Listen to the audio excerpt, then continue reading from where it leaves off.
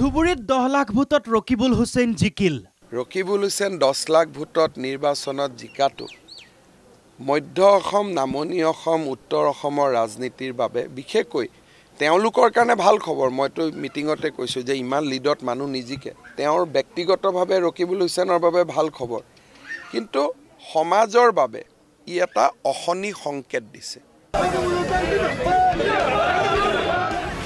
ৰকিবুল জয়ী হোৱাটো হেনো অশনি সংকেত।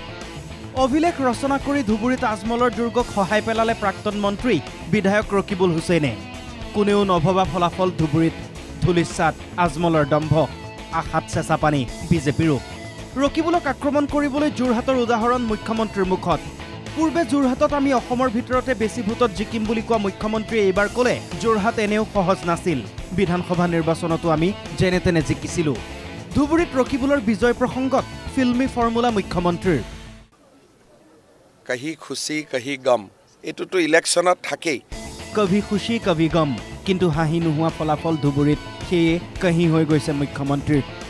গৌৰৱ গগৈ জয়ী হোৱাক লৈ মুখ্যমন্ত্ৰীয়ে ক'লে যোৰহাটত আমাৰ মানুহেই জয়ী হৈছে, বেয়া পাবলগীয়া নাই। ধুবুৰী নগাঁৱৰ ফলাফলত ভয়াৱহ আখ্যা মুখ্যমন্ত্ৰীৰ। অসমত হিন্দু নহয় মুছলমানহে সাম্প্ৰদায়িক, ৰাষ্ট্ৰীয়তাবাদী মানুহ নাথাকিলে অসম হেনো উৰুৱাই নিব। নগাঁও আৰু ধুবুৰীৰ ভয়াৱহ নিৰ্বাচনৰ ফলাফলে আমাৰ জাতীয় জীৱনৰ ভৱিষ্যত আমি কিমান দুৰ্বল, কিমান এটা দুৰ্বল কাঠামোৰ ওপৰত আমি থিয় হৈ আছোঁ, সি আকৌ এবাৰ প্ৰমাণ কৰিছে। আজি যদি বিজেপি বা অলপমান মই ক'ম যে ৰাষ্ট্ৰবাদী জাতীয়তাবাদী মানুহখিনিৰ প্ৰত্যাহ্বান নাথাকে, অসমখনটো ধুই লৈ যাব, অসমখন ধুই লৈ উৰাই লৈ যাব, কোনো থাকিব নোৱাৰে। এই মন্তব্যৰে প্ৰতিক্ৰিয়া ৰকিবুল হুছেইনৰ। মুখ্যমন্ত্ৰী হতাশ। ডিব্ৰুগড়ত বিজেপি প্ৰাৰ্থী সৰ্বানন্দ সোণোৱাল জয়ী হোৱাৰ বাবেও মুখ্যমন্ত্ৰীয়ে সিমান আনন্দ পোৱা নাই।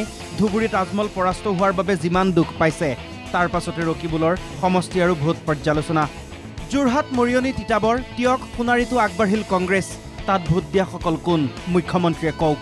এই বুলি কৈ ৰকিবুলৰ এটাই কথা, আজমল হাৰিল, মুখ্যমন্ত্ৰীয়ে সেই কথা সহ্য কৰিব পৰা নাই। মুখ্যমন্ত্ৰীয়ে ৰেডিমেড বিজেপি পালে, তেওঁ বিজেপিক ডুবাব। তেওঁতো আৰু কষ্ট কৰি বিজেপিক এই অৱস্থালৈ অহা নাই। তেওঁ এতিয়া বিজেপিক তলত নমোৱাটোহে তেওঁ দায়িত্ব লৈছে, বিজেপি নাইকিয়া কৰাৰ দায়িত্বহে লৈছে।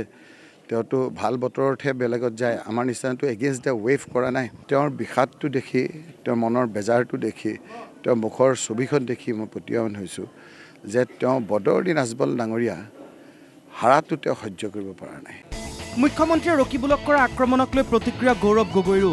আজমল হৰাৰ বাবে দুখ পাইছে হিমন্ত বিশ্ব শৰ্মাই। জৰুৰীকালীন সময়ত হিমন্ত বিশ্বক সহায় কৰিবলৈ অসমৰ ৰাজনীতিৰ পৰা আজমল নোহোৱা হ'ল। মুখ্যমন্ত্ৰীয়ে বেয়া পাইছে যে তেওঁ যে ইমাৰ্জেঞ্চি 108 মৌলানা আজমল চাহাব এতিয়া আৰু ৰাজনৈতিকভাৱে সক্ৰিয় নহয়, তো সেইকাৰণে মুখ্যমন্ত্ৰীৰ চিন্তা। এয়া আৰম্ভণিহে। একালৰ মিত্ৰ যেতিয়া শত্ৰু হয় আৰু দুই শত্ৰুৱেই যেতিয়া শক্তিশালী হয়, তেতিয়া জমি উঠে যুঁজ। চাবলৈ সাজু হওক। Bureau' report, NKTV+।